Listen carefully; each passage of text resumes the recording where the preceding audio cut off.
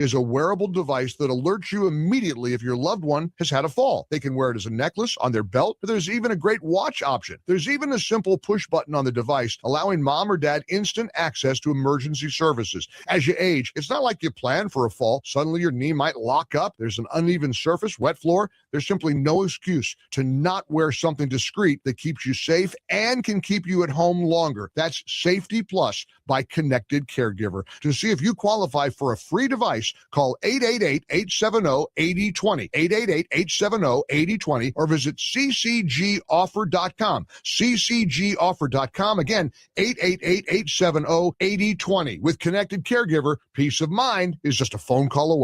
They deliver far and wide, here to there, about anywhere. You hear this on the air. It's Mittens TA of Oakley. With their modern, shiny fuel trucks and professional, pretty drivers, they deliver on site, they deliver on time. Diesel, gasoline of all types, AV gas, bulk, DEF, and lubricants. Contact the Mittens team, including Lucas Ruggles and Rodney Hoffner, at Mittens TA, 24 hours a day on I-70, exit 76 of Oakley, or mitteninc.com.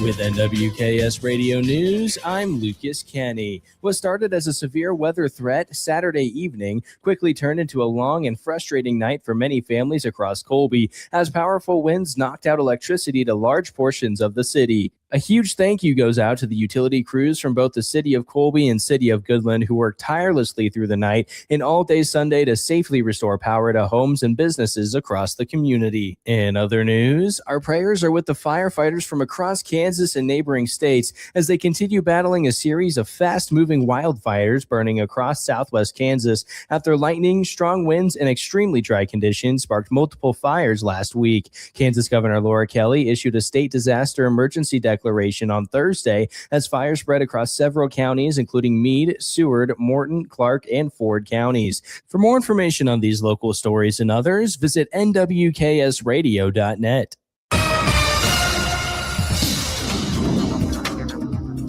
Frost advisory along and west of Highway 25 will start off this morning. Otherwise, it will remain cooler in the mid-60s and under high pressure being dry with sunshine and light east-northeasterly winds at 5 to 10 miles per hour this afternoon. Lows will be in the low 40s. Tomorrow and Thursday will be cloudy and cool with highs in the upper 50s and low 60s. Chances for showers and storms through much of the day and overnight, and the threat for severe weather will be low. Lows will be in the low to mid 40s, and then Friday, chances for showers and storms will continue. Skies will remain mostly cloudy, and temperatures will stay cool in the mid 60s with lows in the mid 40s. Memorial Day weekend will be sunny, warmer, and dry. Highs Saturday will be in the 70s, lows in the upper 40s, and then Sunday and Monday warming into the 80s with lows 50 to 55. Tuesday and Wednesday, rain chances return. This meteorologist Chris Schromick in the NWKS Radio Weather Center. At Ray Community District Hospital and Clinic, they believe in promoting healthier living through compassionate quality care. From state-of-the-art maternity care to life-saving emergency services, their dedicated team is there for you and your family. Whether it's managing diabetes, navigating recovery, or receiving specialized treatments, they're committed to your well-being. Discover the difference a community-focused hospital can make. Visit rayhospital.org today to learn more. Ray Community District Hospital and Clinic. Your health, our priority. From drive-through banking to mobile deposit, we make it easy to get things done on your schedule. Banking should fit your life, not the other way around. This is Jessica Von Lintel at F&B Bank. Banking made simple. In a small town, your banker should know more than just your account number. They should know your name. At F&B Bank, we believe in real conversations, friendly faces, and decisions made right here at home. I'm Paige Sneathen, Vice President at F&B Bank, and we're proud to serve your family like our own. Member FDIC. Here's a bright idea. Don't buy the cheapest TP. It's not worth it. You know what is worth it? IdeaTek high-speed fiber internet. IdeaTek delivers seamless high-speed connectivity, and it won't disintegrate at just the worst possible moment. Don't go single-ply when it comes to your connectivity. Go fast and reliable. Reliability and quality, another bright idea from IdeaTek. Get high-speed IdeaTek fiber internet at ideatek.com. Looking for insurance that actually puts you first? At the insurance agency in downtown Goodland, we're independent, which means we work for you. Whether it's auto, home, crop, or business, we shop top carriers to get you the best coverage at the best price. No pushy sales. Just honest advice from people who live right here in your community. Give us a call today at 785-899-5011 or stop by 1020 Main in Goodland and let's get you covered. The Insurance Agency. Insurance the way it should be. When you gotta go, but there's nowhere to go, who you gonna call? Topside Portables and Pumping, that's who. Weddings, job sites, farm parties, they've got clean, reliable porta potties that don't stink, literally. And if your septic tank smells worse than last year's chili cook-off, they'll pump it out fast. No mess, no fuss. Family owned, Heartland values, always ready. Call 785-728-8089. That's 728-8089. Topside Portables and Pumping. When duty calls, they answer. When your fence is falling down, your water line won't cooperate, or your equipment cracks at the worst possible time, don't just aim anywhere. Hit the mark with Bullseye Services. From all types of fencing to water tanks and water lines to quality welding work, Bullseye Services gets the job done right the first time. Serving farms, ranches, homes, and businesses with dependable work you can count on. Find out more at bullseyeservicesks.com. Aim for the best with Bullseye Services. Hitting the mark every time. You ready? Watch out, It's time for the Morning Blitz with Ross Volkmer. Give me my cane. I'll show you how to play this game. The High Plains only local sports talk show, broadcasting live on Goodland's Rocket 102.5 and video streaming on YouTube, Facebook, and X. Who's got it better than us? Covering it all from the preps to the pros. Cowgirls hunting them, and they're finding them. Sturgill with another 3. The Blitz is presented by Pearl Chevrolet GMC, Hoover Lumber Ace Hardware, and F&B Bank, along with Pestaway LLC, Topside Portables and Pumping, Equity Bank of Hoxie, Quinter, and Grinnell, and the Insurance Agency. Let's go to work. First pitch to Caros. He pulls it towards third. It's going to go off the glove of Young and into left field. Goodman rounds third. He's going to score. Getting the wave home. Here comes Tovar. Throw from left. Not in time. Waldschmidt lines it to left. Casey Schmidt can't get it. It gets behind him. Fernandez will score. Go, Waldy, go. He's going to put on the brakes at second. It's 10-2 Diamondbacks. Waldschmidt aboard for the third time tonight. Spurs got numbers hungry down behind the plate. 5-on-4. Wemby's going to pull a deep 3. Oh my goodness. A logo shot. Here's a fly ball, center field. Hits it well. Bolte is back near the wall. It's gone! Unbelievable! What a finish! Zach Neto says goodnight to the A's, and JT Ginn walks it off with a home run. Good Tuesday morning, everybody. Welcome back inside the Morning Blitz, broadcasting on Rocket 102.5 KLOE and WKSradio.net, the Hurl Chevrolet GMC video stream on YouTube, Facebook, and X. Glad you're with us here on a sunnier, but not exactly warmer Tuesday morning here on the High Plains. That wind a little chilly this morning. Temperatures expected to be in the 60s today, the low 60s, but that wind out of the north certainly going to make things a little cooler here this afternoon. Garrett, how are we doing today, my friend? Doing well? Doing well, yeah. A little cold, though. It is a little chilly over here in Hayes, so hopefully it warms up by the time the day goes on. Looking like you're ready for a little vacation time with that peach-colored shirt or pink-colored shirt, headed to the islands or something. I could use that, yeah, for sure. I wish. Couldn't we all use that? That'd be wonderful for sure. I got to ask off the top, the last highlight of the show intro there. Is there anything more painful than losing a no-hitter in the ninth on a 2-run walk-off? I don't think so. I got the notification last night that was happening. They had a no-hitter watch going to the ninth inning, so I'd turn it on, and then 2 batters later, game's over, they lose. I was like, oh my goodness.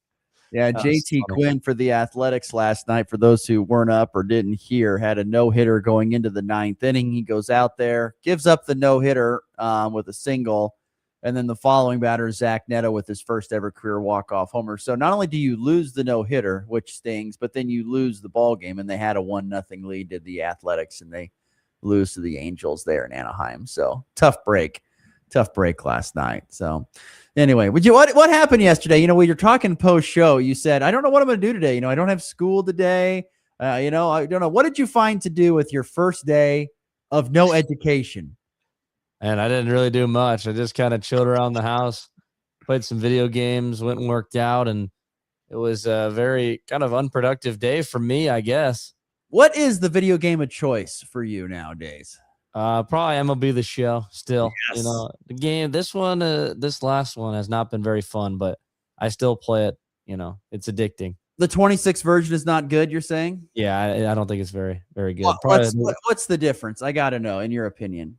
That's kind of the thing. There is no difference. So it's just the same thing for the last 3 years. Yeah, you kind of find that they kind of get up against their maximum abilities to change that game. And, you know, if it's not broke, don't fix it, I guess, to an extent.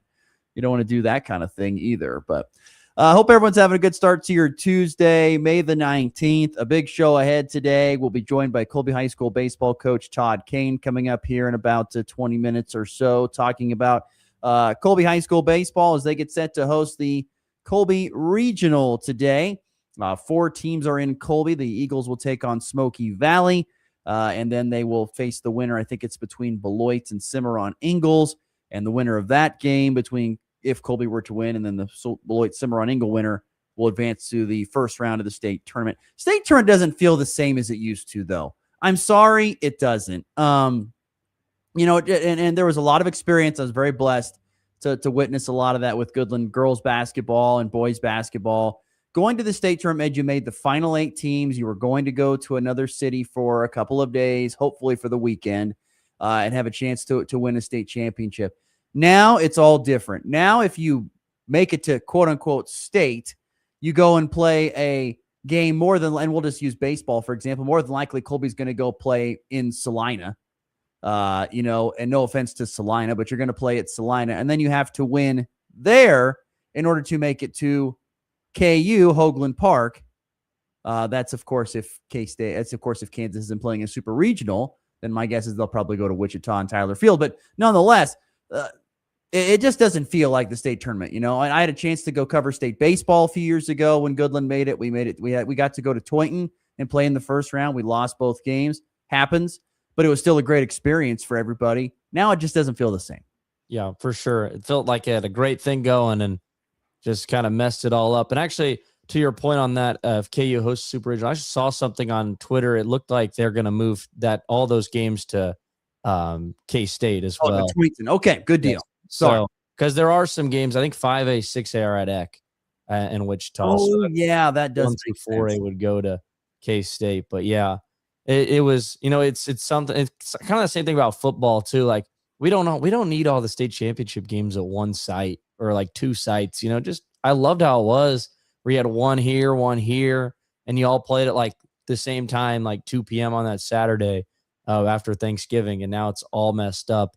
And it just, I don't know. I think it kind of, in a way, for football's sake, it's kind of ruined the game a little bit because you got games in late November playing at like 7 p.m. when it's, you know, 25 degrees out. It's not the same if you played in the afternoon, and kind of the same thing goes for baseball. I don't know how it's going to look, you know, with the scheduling, but yes, I wish it was what it was. We're going to have a discussion on this at some point, because I've got some other thoughts, particularly on football. So I've got some other thoughts on that. So jot that down in the notes. We're going to have the discussion on that at some point in time in the future. But also today, we will be discussing the Chiefs and Broncos schedule, what sticks out to us. Brennan Sorsby's back in the news, and I don't know. I've got this feeling in my gut that Ross might actually be right. We'll get to that a little bit later on in the program as well. But I want to highlight some sub-state golf action, some regional golf action from yesterday. I want to pass along congratulations to 4 or 5 area teams. You have Colby and Goodland both qualifying for 3A state. Oakley qualified for the 2A state tournament. And then you had a Decatur community qualified for 1A state tournament, as did Tribune Greeley County. Those 5 teams, which one of Tribune Greeley County is kind of on the very edge of our area, but we'll throw them in the mix. But those squads there all qualifying for the state tournament in golf, whether it's 3A, 2A, or 1A, coming up a week from today on the 26th of May is when how about that little rhyme for you? But that'll be coming up for state golf. Those teams all qualified. And then congratulations as well to individuals. And once again, it's the top 5 individual placers not associated with a team that qualified. That would be Hoxie's Gage Epp, Seton Scanlon, and Max Foote. Those 3 gentlemen are going from Hoxie. Wallace County's Tyler Wagner will be going to state. St. Francis's Carter Matthews will be headed to the state tournament, as will Quinter's Cooper Havlis. Those gentlemen are all going to the state golf tournament as individuals starting next week. By the way, shout out to kansasgolfscores.com. That's where I find all these results, by the way. Great website and much improved this year because you want to know why? Because they marked next to each team and to the individuals that qualified with a Q, which is so nice. I can't tell you how nice that is. Having to go through and count, like, okay, he's on a team, he's not on the team, there's one, and then that was a pain in the butt for so many years. Thank you to this wonderful website for making this adjustment. It was so easy. I didn't spend a whole hour digging up golf scores last night. I got it done in about 15 minutes. That was awesome. Yeah, exactly. Whenever life can be a little easier, that's always better. Yeah, I'm going to certainly take it. There's some other quick shout outs as well. First and foremost, in 3A, Goodland shooting a 345. That was 7 shots better than second place Russell. Colby was 7 shots behind that in third place. Jake Mooney of Russell was your champion over there in a Colby at a plus 880. Braylon Mole finishing in second place with a plus 981. Caleb Dixon tied for 7th with a plus 1284. Trent Sheldon, top 10. He finished tied for 9th, or finished in 9th place there. Tied in that big group at 12 over, but finished in 9th place with a 12 over 84. So you had 2 golfers for Goodland in the top 10. But Goodland got some nice performance from Brody Schlosser there in the top 15 as well. But Goodland winning the regional. They head to the state tournament. Oakley, Easton Fink, who's been probably the top golfer in our area all year, a 2 over 72 yesterday down there at the Prairie Pines Golf Course in Johnson to win that tournament. And then Cohen Owen of Decatur Community, 2 over 72 there at the Sharon Springs Golf Course to win that tournament by 5 shots over Tribune Greeley County's Braxton Mangan. And so Decatur Community and Greeley County both qualifying as teams to the state golf tournament. So congratulations to all the teams and all the individuals. Once again, Oakley, Goodland, Colby, Decatur Community, Tribune Greeley County going to the state tournament as teams. And then you had your individuals of Hoxie's Gage Epp, Seton Scanlon, and Max Foote, and then Wallace County's Tyler Wagner, St. Francis's Carter Matthews, and Quinter's Cooper Havlis. Those were all your state qualifiers for golf yesterday in our area. And boy, it was not a beautiful day to go play golf out here. That was not a fun day. It was very damp in the morning, very cool and windy most of the day.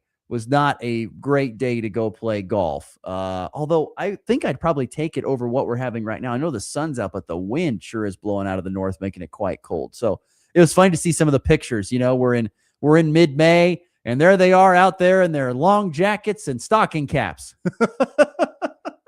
Yeah, not your ideal golfing weather. Nobody's probably going out and playing just your public course on those types of days. But you got to do what you got to do if it's regionals. Are you one of those golfers? If like, hey, we're scheduled to play golf today, and the weather turns out being like it was, yesterday or today, are you like, scrap it, I'm not going, or are you like, we're still going to go play? It depends, I guess, how bad it gets. If it's a little wind, that won't hurt anybody. But yeah, if it starts raining out, it probably will scratch it. So anyway, congratulations to the 5 teams and those golfers qualifying for state tournament, which will take place coming up here next week around the state. I think 3A, if I remember correctly, is hosted in Topeka. I'll throw this out here real quick just to make sure that I have this right. 3A state will be taking place at Topeka's Lake Shawnee Golf Course. 2A will be headed to Winfield to the Quail Ridge Golf Course, and 1A heading to Turkey Creek Golf Course in McPherson. That is where the state golf championships take place here coming up in a week or so. Okay, there you go. Regional golf. Let's get to our next topic of the day here on the Morning Blitz. As always, FNB Bank text line open 785-899-2222 if you'd like to be part of the Morning Blitz. You'd like to get in some thoughts, questions, or some comments. I want to get to the scheduling. So last week, we saw the official full schedule for the Chiefs and the Broncos that came out for the 2026-27 season. And I want to just get to some quick thoughts on what sticks out for both of us on the schedule. First and foremost, though, a tip of the cap to the NFL. They are better, if not just as good as the NBA at dragging out the schedule release as the NBA is at dragging out the awards throughout the course of the postseason. Yeah. They definitely like to drag that thing out. And I think the NBA might even be worse. The fact we just now found out who the MVP was a couple of days ago is, I mean, the season ended, I don't know, 5 weeks ago, maybe. It's like a gut shot deer in hunting, that just keeps walking off in the distance, dripping blood. You're swallowing it. That was like the NFL schedule. All right, here are the teams that will play on Monday night. Here are the Thursday night games. Here are the NFL and Europe games. Here are the, and then, here's the full schedule. I mean, if you're kind of a detective, you could sit there and kind of piece it together a little bit on what you were going to get. Well, the first part is here's the teams that you will face, but these are not the dates, but here's the date. And then same thing with the NBA. Well, here's the all-conference teams, and here's the defensive player of the year, and now here's the MVP. I mean, just give it to us. Yes. Crying out loud. They just do that to stay in the headlines as long as they possibly can. The NFL started that, and they're the masters of it. And then, I mean, half the videos that they put up, like the team videos, where they're doing the schedule release, you can't even really tell like who they're even playing because it's such an outlandish video. You're like, what are we doing here? I mean, Trevor Lawrence getting his hair cut. I don't know if you saw that one. That was the Jaguars one. Yeah, you don't even know who they're playing. Well, I don't know. Was the haircut one worse than the Chiefs' sourdough bread? That's up for debate. I don't know. That sourdough bread was not good. It was not good by the Chiefs. I don't know who designed that one, but it was not good at all. But so let's start. What you can pick the team you want to go to first. What sticks out, either the Chiefs or the Broncos schedule? I'll start with the Chiefs here. So I look at this schedule and it's very tough. I didn't expect it to be quite this tough. I don't think. Just because they were the third place team last year, you expected a little lighter schedule, but I believe they were a top 5. I saw something on the just strength of schedule. I'm pretty sure they're top 5 already, the Chiefs, on this list. And I look at that stretch in the end of November where they start with the Bills, the 6-game stretch where they have the Bills, Rams, Bengals, Patriots, Niners, and Chargers. That might be the toughest 6-game stretch the Chiefs have had in maybe this whole run of theirs. I mean, that is brutal. And the fact, they have to play the NFC West, which has been one of the toughest divisions in football the past couple of seasons. It's going to be a very tough year for the Chiefs. I'm not sure that they can win the division, honestly, with this schedule. It's pretty tough. I think the thing that stands out to me a little bit is, yes, that is a very challenging part. I would agree there 100%. Not to mention the Buffalo, the LA, and the Cincinnati games, all on the road, mind you. 3 consecutive road games. Not too often do you see that in the NFL where you have 3 consecutive weeks of being on the road, as what the Chiefs are there. I do think they have a minor bit of a chance to get off to a decent start. Yes, they're at home against Denver to open up on Monday Night Football, but then you've got the Colts, and yes, the Colts are a good team, but who knows if Daniel Jones is back to playing like old Daniel Jones or like Indiana Daniel Jones. We'll see. The Colts it's just a hard thing to put on. But then you've got games at Miami, at Las Vegas, and then home against the Chargers, which I think are 3 winnable games if you're Kansas City. So you have a chance to possibly get off to, obviously a chance before your bye week. You could get off to a 4-0 start, at worst a 2-2 start, but I think probably a 3-1 start probably is the start you get off to. But this is a challenging schedule because even after that, you got to go on the road to Seattle and on the road to Denver before you even really get into the month of November. yeah, this is kind of expected if you're the Chiefs and the Broncos, honestly. You play in what is considered one of the toughest divisions in all of professional football in the AFC West. And that's what the Raiders stinking it up, hopefully just getting things back together here this year with a different quarterback. Who knows if it's Kirk Cousins or Mendoza. But yeah, I mean, that's the deal when you play in this division. It's not the AFC South, or it used to be the AFC South with the Colts and the Jaguars and the Texans. It wasn't that smelly division, the Titans. It's not a smelly division. This is the AFC West. Every game is going to be hard. And then, like you said, you're playing that NFC, which is like you, the NFC West, which is like you, also a very tough division. So, yeah, this is a challenging schedule. There's a few nice spots there, but, yeah, a tough one nonetheless. Yeah, I did fact check it there. So they're the 5th toughest schedule in the NFL, only behind the Packers, Cardinals, Dolphins, and Bears. So toughest in the AFC West for that matter, too. And I one thing I keep seeing that a lot of fans are a little outraged about is that week 5 bye. I mean, wouldn't you want that bye week to be later down? You start 4 games in, and then you have your bye week, and then you got to play 13 straight. You wonder how that some of those late games, especially with the way the Chiefs have been playing lately, where they're going to play on weird dates.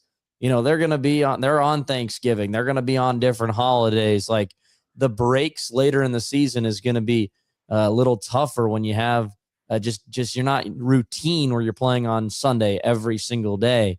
And so it'll be interesting to see what we're going to see from the Kansas City Chiefs. There's always a team that has to take that first, I think, available bye week. There's always teams that have to take the early bye weeks, and the Chiefs are the ones that fall on it this year. I don't know. You can spin it both ways. You can say, well, we kind of know what we are here for the first 4 games. Let's make our adjustments during the bye week and then get set to get on the haul. And some teams love the fact there's not a break in there. They love the fact that especially if they get to winning, they just want to keep going and keeping in the groove of the season, not have the bye week interrupt that. I'm with you 100%. I'd much rather have the bye week like in week 12 through 15 or 14, where you really could use a break to get yourself right and get your team right and then get ready. I'm a firm believer. It doesn't matter. In the sport of football, I believe there needs to be 2 bye weeks. Mm-hmm. I believe there needs to be 2 bye weeks. You need to have one early in the season and one towards the end of the season to give your squad time to rest and recruit and make sure that your product is as good as it can be. I'm a firm believer in the double bye week, no matter in the sport of football, personally. I think it's crazy that there's 2 bye weeks in college football and they only play 12 games, but there isn't for the NFL where they play 17. That is wild. And they're professionals. Like they're taking a way harder beating every single day than the college game is. It is pretty crazy. But I don't know if the college game always has 2 byes. I feel like maybe last year for sure there was a double bye year. I think part of it has to do with the calendar, but I'm not for sure on that. You might be more right than I am, I guess. I have to go back and look. That the Thanksgiving game though is going to be exciting. You look at the holiday schedule in general, and the NFL really did a good job of making high. Obviously you never know. Like the Chiefs would have been they were expected to be a good matchup last year. They didn't end up being a good matchup at the end of the year. But as of now, today on May 19th, those matchups look very good and very promising for both holidays, Thanksgiving, and I believe they're playing on Christmas again. But I mean, some great matchups. Playing the Sunday after Christmas against San Francisco, it looks like. Yes, I just talking like in general though. I think around the times, around the holidays. Yeah. And I think like just not necessarily the Chiefs, but there are some other games too that are really good. Yes. That's true. Very good. Yeah. So those are some thoughts. Let's transition over to Denver to the Broncos real quickly before we get to a break. You look at the Broncos schedule. I was kind of peeking at this. They have that perfect middle of the season bye week. First, we're coming in week number 10, which is fantastic. I think for the Broncos, it is a hard start to the season with a very friendly finish to the season is how I would break it down. On the road at Kansas City, difficult. Jacksonville, Los Angeles Rams, San Francisco, and the LA Chargers in the first 5 weeks. 3 of those games on the road. And what is it? 3 of those teams, or the Chiefs, we all know what they are. Jacksonville and Los Angeles were playoff teams last year. San Francisco's been in the playoffs many times. I feel like the Chargers, they have the best coach in football in Jim Harbaugh. So that's a hard start. And not to mention Seattle after that. So it's a challenging start for the Broncos in the 2026 season. That's exactly what I was seeing too. I really think we're, the week one game, the Chiefs and the Broncos. I know it's week one, but that one has a lot of implications. It's a division game. It's right out of the gate. Will Mahomes even play? Will the Broncos almost get maybe a layup win on the road? If Mahomes doesn't play, if he's, I believe from the reports that he's going to be ready, but if he isn't, how important is that for the Broncos that they are going to get what more than likely would be a road win in the division, starting 1-0 in Kansas City? That's such a huge matchup week one. And I'm right there with you. Like that bottom half of the schedule, if they are really, if they handle that front end, they could be getting hot at the right time going into the postseason. Yeah, you look after the bye week. Well, actually, if you want to go, so after they get done with those first 6 weeks, they've got Arizona, Kansas City, Carolina. KC, of course, a challenging game, but it is at home. But you then, after the bye week, you've got Vegas, Pittsburgh, Miami, New York, Vegas. There's a real chance to rattle off 5 straight wins right there after the bye. And then you've got Buffalo at home, a challenge there on Christmas Day. And then they've got the Patriots and the Chargers there in week 17, 18, which will be challenging games. But this schedule for the Broncos set up real nicely and a great chance for them to make a real deep postseason run again this next year. I think you look at that schedule and you probably think they might be the favorites again to win the AFC West just when you compare the two side by side. It feels like the Chiefs is a little bit tougher, which is kind of a surprise when the Broncos were the number one team out of the AFC West last year. They got a first place schedule, but yet it's still, to me, it looks more or less daunting than the Chiefs one. Yeah, and I was looking over here at the Chargers schedule just to kind of back that up. That is probably the easier schedule for sure. It is absolutely the easier schedule for you. So anyway, there you go. Let's quick look at the schedules from what we saw there between the Broncos and the Chiefs. We'll have more time to debate that as we push forward in the year. We got to get to a break. Todd Kane, Colby High School baseball coach, will join us next here on the Morning Blitz. Talk some regional baseball. If you're shopping for a banking institution, visit with Equity Bank of Hoxie, Grinnell, and Quinter, Kansas. The Equity Bank is heavily invested in local business and activities contributing in many ways back to their community. Their employees are involved with many organizations and area events. Plus, a lot of experience comes with that staff. You'll find valuable local assistance when you bank at the Equity Bank of Hoxie, Grinnell, Quinter, and other locations in Western Kansas. The Equity Bank, member FDIC.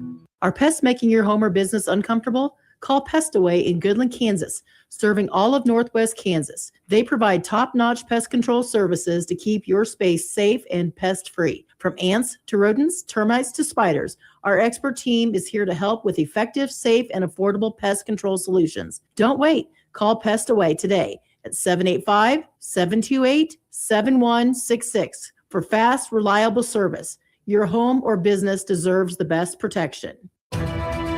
It's time for a check of the markets with the Anderson Trade Group on the Kansas Farm and Ranch Radio Network.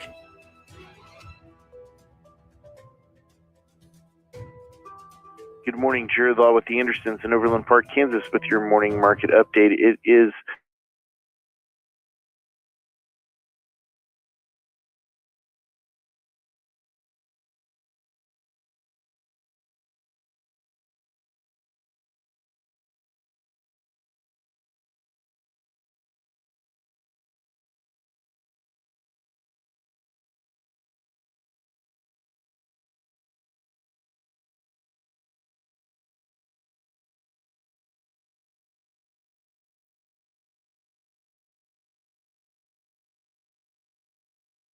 $7.5. Live cattle, $253.75. Lean hogs, $298.67.5. Crude oil futures down 84 cents a barrel at 103.54. Gold futures down $16.90 an ounce, 4,535.60. Silver down 50 cents at 76.57. U.S. dollar index either side of unchanged at 99.16. Dow futures down 154 at 49,610. S&P futures down 24, 7,401. If you need to move any cash, grain, or want to talk about risk management, you can reach out to myself, Jared Law, Tom Sluter, or Tyler Gush, 913-748-3000. If you're on Colorado, you can reach out to John Hankey or John Salz at 970-744-4484.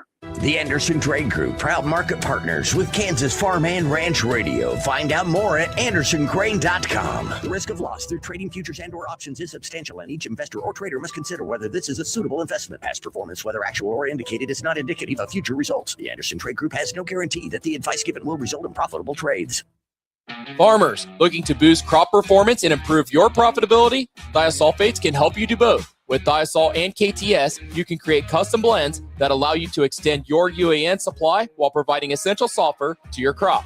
Thiosulfates also protect your nitrogen investment by reducing losses through both nitrate leaching and denitrification, keeping more nitrogen available for your corn. Protect your nitrogen investment and increase yields with KTS and Thiosol. Call your local ag dealer today or visit TessenderLocurley.com. It's the Morning Blitz. We're having a great time, couple of laughs, everything's nice. Weekday mornings from 7 to 8 Mountain, 8 to 9 Central. All right, we're back here on a Tuesday show, May the 19th. Once again, sun out shining, but a little brisk wind out of the north. Temperature expected to get into the low 60s today. Not exactly your ideal baseball weather, but they will push through. I have no doubt. We're pleased to be joined now on the Hoover Lumber Ace Hardware Hotline, friend of the program and Colby High School baseball coach Todd Kane. Good morning, Todd. Thanks for joining us, my friend. How are we feeling today ahead of regional semifinal and final action? Feeling good, Ross. Appreciate you having me on again. You bet, man. I got to start off, we had you on earlier this year, and you've had a really good season to this point in time, and that trend has continued. Have you been surprised by how well this season has turned out now that you kind of look back at the regular season and where you sit here right now? Or is this once again where you have expected this team to be all along, despite being, a team that had a good number of seniors, but also had to play a lot of younger kids as well? Surprised, I would say no. I know the guys that I work with every day, and I have high expectations of them. They live up to a tremendous amount of them. Obviously, when you're coaching them, you speak differently, and we keep pushing day by day, but I'm not surprised by the outcome. It's kind of what I expected, and I have more expectations that have to go into place today, but proud of them, yes. Surprised, no. How impressed have you been by particularly your sophomores that have had to step in and play some varsity baseball for the first time this year, and how well they have developed over the course of this season? They've done a great job filling some holes that needed to be filled. It's a class that particularly loves baseball. Our whole team loves it, but that sophomore class, they played it a lot together in their youth. They've spent a tremendous amount of time doing this, and I think the more time spent doing it, obviously, the more comfortable you get. But this has been a good, because you can practice all you want, but when the lights are on, it's different. It's a lot brighter out there, and this has been a good opportunity for them to see some tests, see some pressure situations. And the more of those you can see early, the better for it is for you down the road. But no, they've stepped up well. Coach, in your 20-5 season, the 20 wins, is there anything particular that really stands out about just the season so far that comes to your mind? Our goals that we talk about every day: win the GWAC, we did it. Win the regional, that's today. And then we have another goal that takes place after that. And the wins are just a byproduct of those goals. We play a tough schedule early, and that makes things look a little bleak early on, but I prefer it that way. I'd rather play stiff competition outside of the conference, learn from it, take our lumps, and then eventually those tough early season games are also wins that you can add. But I'd rather see as much as we can early so that we build resilience. You don't learn through just walloping people. Like even last week against Goodland, we get down 0-2 in that first inning. To me, I'd rather have it be that way than just blow out by 15 early. Like, learn how to feel a little bit of panic, learn to see a little bit of adversity, and be able to have the resilience to pull through.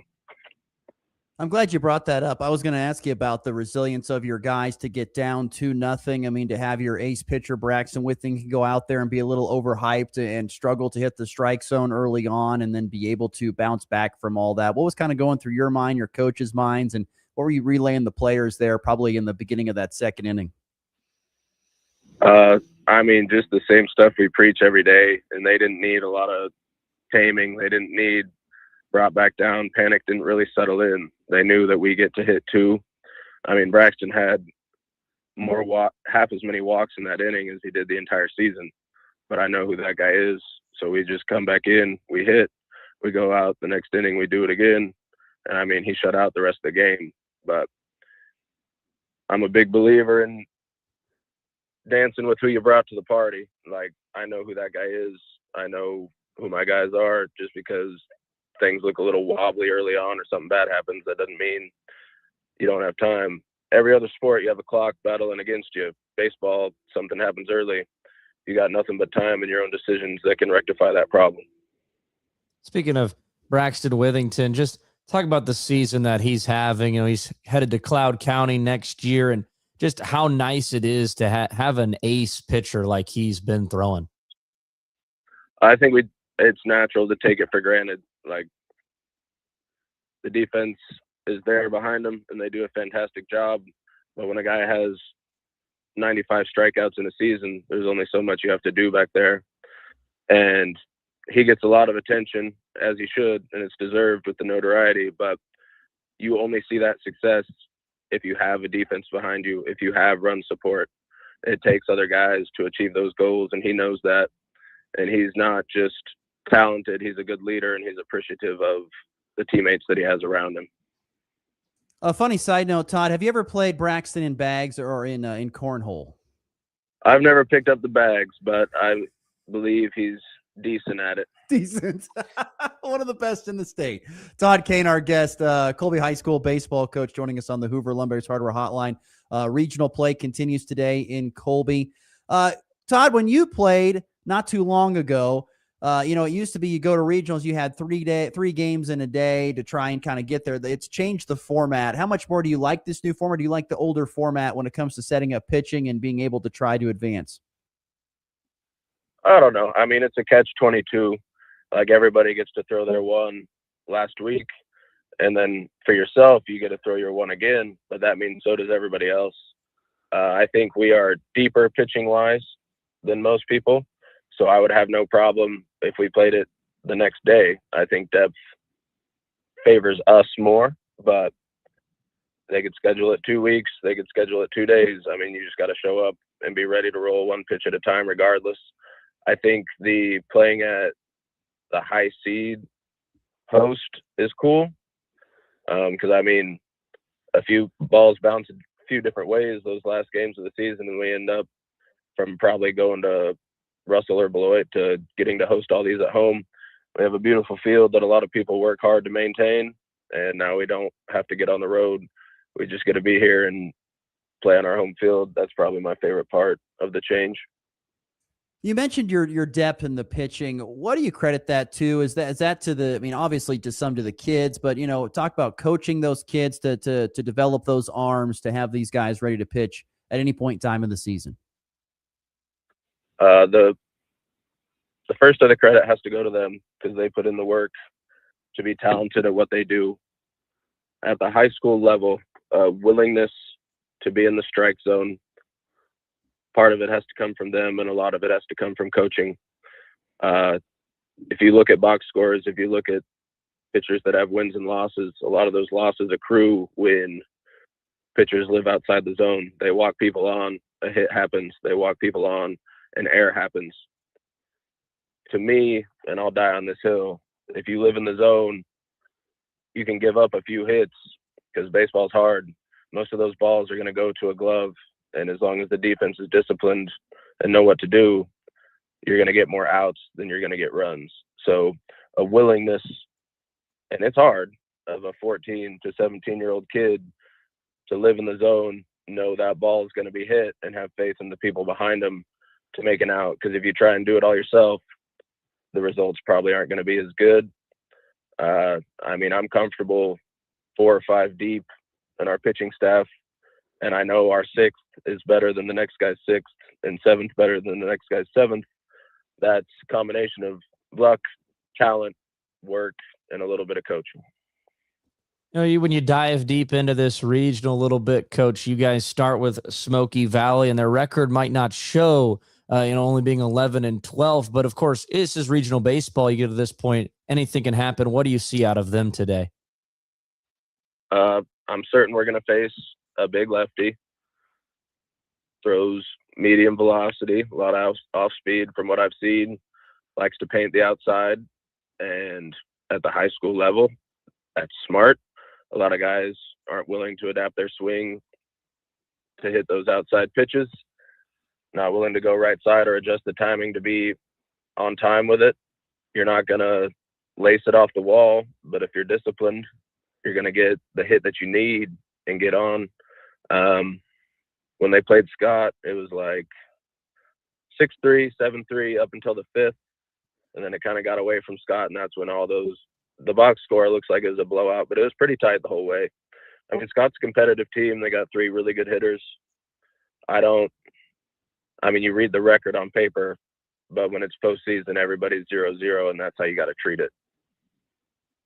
Todd Kane, once again, our guest, Colby High School baseball coach, joining us on the Hoover Lumber Ace Hardware hotline.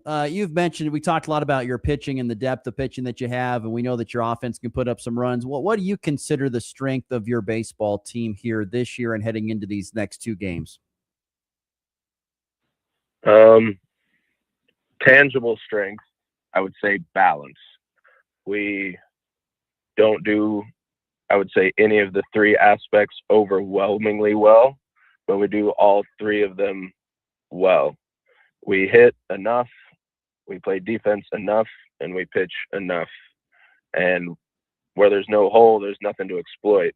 If you were lights out at the plate, but you didn't have any pitching, if you pitched really well but didn't have any defense, like any one aspect of that triangle, if there's a hole missing, it's not complete and you're vulnerable. But if you do all 3 of those things well and execute, you stand a way better chance. Obviously, there's going to be a day that if you face a team that just rakes, that's what they do. But you got to rely on the discipline we have at all 3 aspects of the game. As far as intangible strengths, I would say competitiveness and a willingness to do what it takes to win. Even if it's a team that's less talented and we get in tight, a willingness to slow down and do the right things it takes to just get one more run across. When it's a really talented team, a willingness to do what it takes to slow them down, just being competitive, taking it one pitch at a time, and in a tournament scenario especially, that's what we're going to have to do. I want to know how, as a coach, how is it stressful at all or challenging when you've got a scenario like today where there is no school? Guys are out of school now, and so how do you handle that, getting your guys mentally prepared for today? I'm in the parking lot right now. We're about to eat breakfast together, make sure everybody's awake. And then it's just a mindset of finding something to do that's not overly taxing for them the rest of the day. Some of them are going to work. Some of them are going to go home and move around. Some of them might do something light at the gym. Running water doesn't freeze. To just lay around and rest all day, I don't think that works. I think sleeping in doesn't work. If you want more rest, go to bed earlier. So that's why we're up right now. We're about to go eat together. We'll go our separate ways, and I have a lot of trust in this group of guys I have right now. I know they're going to do the right things because this matters to them. Success matters to them and winning matters. So, honestly, we're kind of eating together because I like to go out and eat breakfast. But one, you do it to wake them up, but I know they'd be up even without me. It's a good group. What's the breakfast of choice this morning? Today we're going to Qdoba. Nice. Sounds delicious. Sounds really good. A couple more quick ones for you. How cool is it to go, and I would call it inspiring, to go and be able to play at a yard like Casey Quigliano Field every time you step on the home diamond? There's many different caveats to that. Like, I played there, so it's important to me. Having Colby across your chest is important to me. I was coached by Brian Quigliano. I played with Nathan Quigliano. Briefly played with Casey. Like, seeing that sign up there, like, it means something. So anytime you lace them up, you got to understand what you represent and what you're doing it for. But as far as like the physical aspects, I mean, in Western Kansas, nothing comes close. The college city and us, a tremendous amount of time and effort goes into that being what it is. All the things the community has done to allow that to happen. It takes a village to maintain what that is, and we're proud to have it. Todd, I noticed in the Goodland game there was a line drive hit right to you. You had the reflexes of a cat to get down. How was that the closest call you've had in the third base coach's box? I mean, 90% of those balls I'm just going to try and catch. Just put my hands out there and wear it for a little bit of clout, just because I'm right next to those guys that I tell not to move out of the way of a ball. But that one was about 105 exit velo coming at my jugular, so I had to get down immediately. It was pretty quick, and I gotta, you as you said there a little bit ago, moving water does not freeze. You're not one of those guys that stands around a lot. I gotta ask, you're a guy who loves a good workout in the gym. So how do you work that into your busy schedule with kids and everything nowadays? You got to win the morning if you want to be able to get that work in. You got to get it in before life comes. I'm responsible for these 20 kids. I'm responsible for my beautiful daughter after I'm done with them. You got school. I mow lawns on the side. I still compete in strongman competitions, and that stuff matters to me. If you're an adult and you want to be able to maintain your body while still maintaining all of the relationships that you need to put time into, you got to win the morning and get it done then. What time does the alarm go off for Todd Kane every morning then? First one, to my wife's chagrin, goes off at 4:30, and I'm not getting up at that one. It's going to jolt my body a little bit, and I'm going to try and get up at the one that goes off at 5. All right. Sounds good. Todd Kane, Colby High School baseball coach. Todd, thank you so much for the time. Appreciate it. Best luck to you and the boys today, and go enjoy that breakfast. Thank you. Appreciate it. Once again, great stuff there. Todd Kane, Colby High School baseball coach. Once again, the Eagles play today. They are game 2 of what are 3 consecutive games played there at KC Quigliano Field at Young Memorial Park. So it'll be Beloit, Cimarron, Ingalls in the first game, which I think starts at 2 Central Time. Approximately 4 o'clock, which it never is. It never goes that way. After that, they will play Smoky Valley, Colby. And then after that, they will have the championship game between those two teams for the chance to go on to the next round of the state tournament. So that's going on today. Of course, adjacent to KC Quigliano Field will be Colby Lady Eagles softball. They host Holcomb today. That's at 5 o'clock Central Time with softball regional first round play getting underway today. And of course, Goodland softball does play today as well. They will host Lakin at Ray Dye Field. That will start at 4:30 Mountain Time with first pitch. And we'll have coverage here on Rocket 102.5 KLOE. So thanks to Todd Kane, and look forward to seeing how the postseason shakes out in both baseball and softball here this afternoon. We'll take a break, come back, wrap up the show with some quick thoughts on Brennan Sorsby and also K-State baseball to wrap up the show next here on the Morning Blitz. When it comes to electrical work, more electric.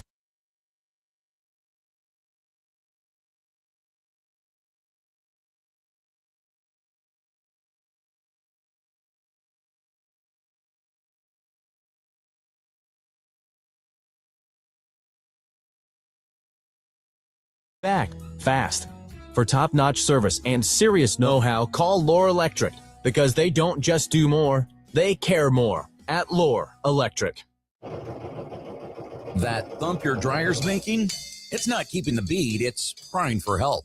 Goodland Furniture and Sleep Center now offers appliance repair serving homes all across Northwest Kansas. Here's the best part. You don't have to buy it from them to have them fix it. Washers, dryers, fridges, stoves. It's on the fritz, they're on their way. They know it's been hard to find repair help around here in the tri-state area, so they're stepping up. Give them a call today and schedule an appointment. Goodland Furniture and Sleep Center, where your appliances get a second chance to behave. What if your soil could work harder without more inputs? Fed and Happy Base Camp is biologically alive, packed with worm castings, minerals, and microbioenergy that builds structure, holds moisture, and unlocks nutrients already in your ground and in the air above. Less waste, more resilience, better yields. Stop farming against your soil. Start farming with it. Fed and Happy Base Camp. Talk to us today and see the difference this season. Your Shawnee County Hospital in St. Francis is improving health with access to quality care. Whether you're looking for primary care, wound care, physical therapy, cardiologist, or anything in between, Shawnee County Hospital can help. For info, visit their Facebook page or call 785-332-2104 or visit them at ShawneeCountyHospital.com. The Shawnee County Hospital, located on 210 West Street in St. Francis. Whether it's touchdowns, home runs, or buzzer beaters, we've got you covered. It's the Morning Blitz.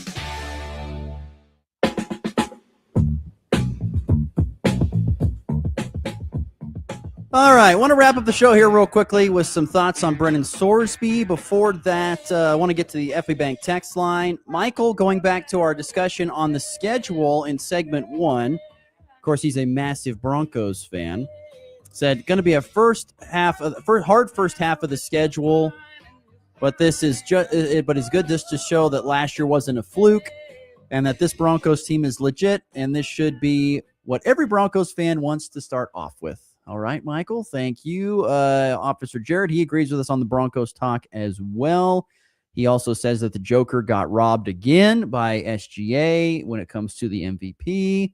I don't know about that this time, Jared. I don't think so. At this point in time. Oh, his son Austin does not like the 26 MLB The Show version either, so he is with you. There we go. So I'm glad we can agree on that. You are 2 for 2, apparently, on that. He has a question for Dear Ross. We'll have to save that for tomorrow. I want to get to real quickly some thoughts. So yesterday, more news is coming out surrounding the Brendan Sorsby topic, and I brought this up. We know a few weeks ago when the news came out that he was caught red-handed for illegal gambling. But Sorsby now he's got a big-time lawyer, and guess what he's doing? He files an injunction because he is seeking eligibility to possibly play in the 2026 season. Hello, isn't this what Ross said a few weeks ago? Didn't I say watch him get a lawyer and sue his way back onto the field because the NCAA has no backbone? Hello, this is happening, folks. I don't know if it's going to work, but it's happening. Did you see who his judge is, too? Have you seen that? No, I'm not. Who is the judge? I've not seen this. It's Judge Philip Hayes, and he is a big Texas Tech fan. Oh, good Lord. So I wonder who's going to win this case. See, I'm telling you, people, the rules do not matter. They don't, because the NCAA has no backbone to withstand any sort of this type of thing anymore. And if you've got athletes with multiple millions of dollars, they can hire lawyers that cost multiple millions of dollars to win these cases. And I've seen things where people are talking like, "Oh, Sorsby's just doing this so we can get in for the supplemental draft." Maybe that's true, but it's not going to shock me one bit if we see him playing in Lubbock at some point in time this season. When you got all that money, you can throw the weight around, and when the NCAA has no backbone, this can happen as well. Telling you, people text me, this is not happening. I'm like, you're right. In the olden days, he'd be done. He should be done. It's not the olden days. It is the wild, wild, wild west of college athletics, and I would not be shocked if we see Brendan Sorsby playing there in a Red Raider uniform at some point in time. And if you're Texas Tech, you're doing everything you can to help him. You spent how much money to get him there? You want that investment to be worth something. Telling you, not great. Anything from you on that? It's the lawyer or the judge thing to me. It's the same thing that we saw with Ole Miss's Trinidad Chambliss. He didn't have an extra year, and then he goes and I think he sued a couple times, and then he finally got the right judge that was an Ole Miss fan, and then it wins, and it's like, that's right. All you gotta do, you gotta grease the wheels, baby. I feel like there's got to be there's a conflict of interest there. It's just I don't know. There's a lot of problems. It's a shady, shady thing, but that's what's happening. We got a lot of shady stuff happening. All right, we got to get to the walk-off.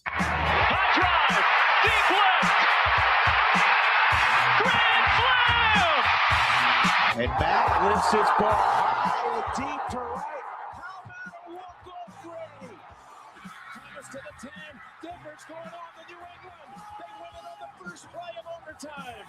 Mahomes swings it. It's there. Hardman. Jackpot. Kansas City. Lots and lots of great college baseball gets going today around the country. You've got the ACC already underway. You've got Big Ten. You've got the SEC, the Big 12. If you love college baseball, it's on your television today, starting right now and all the way until all of us go and fall asleep. And do you know who the very last team is playing tonight? It's Kansas State.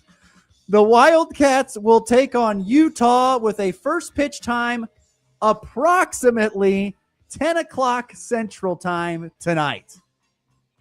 Big 12, way after dark. It's not going to happen at 10 o'clock either. You know, there's going to be a game that probably either goes to extras or is like a marathon of a game. And that game is probably going to start at like 10:30, maybe close to 11.